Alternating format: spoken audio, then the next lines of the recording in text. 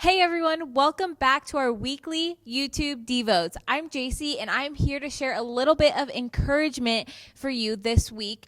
In Luke 10:38 through 42, it says, "As Jesus and the disciples continued on their way to Jerusalem, they came to a certain village where a woman named Martha welcomed him into her home. Her sister Mary sat at the Lord's feet listening to what he taught. But Martha was distracted by the big dinner she was preparing. She came to Jesus and said, 'Lord, doesn't it seem unfair to you that my sister just sits here while I do all the work? Tell her to come and help me.' But the Lord said to her, 'My dear Martha, you are worried and upset over all these details. There is only one thing worth being concerned about. Mary has discovered it, and it will not be taken away from her.'" I believe that Martha represents a lot of us. We try our hardest to make sure that our lives are all put together before the Lord and we have everything figured out. Our lives are perfect.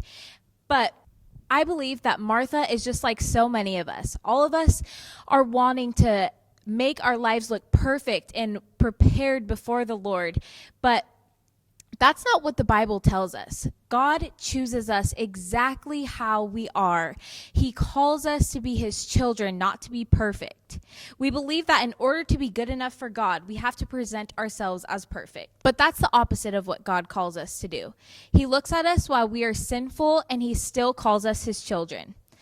Just like Mary sat at his feet, he wants us to sit at his feet and be obedient and listen to what he is calling us to do. He says, "My dear Martha, you are upset over all these details. The only one thing worth being concerned about, Martha, Mary has discovered it, and it will not be taken away." God doesn't call us to be perfect. He chooses us because he knows where we're coming from, which is exactly why he sent Jesus to die on us for the cross. God doesn't call us to be perfect because he knows exactly where our hearts are at. He knows exactly where our life is at. He calls us to be his children in the midst of our mess of a life. He doesn't call us to have everything prepared because he wants to make sure that he is taking care of us himself.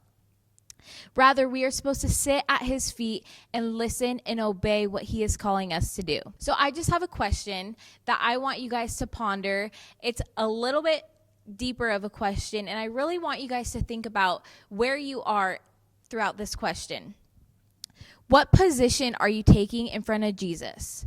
Are you Martha, trying to clean up your life to make sure that it's presentable before the Lord? Or are you Mary, sitting at the feet of Jesus, desiring a relationship with God because you love him, not because you want everything to be perfect? And why do you fall under that category? What is it in your life that makes you fall under the category of Martha or Mary? Thanks for joining us this week. Like, comment, subscribe, and we'll see you next time.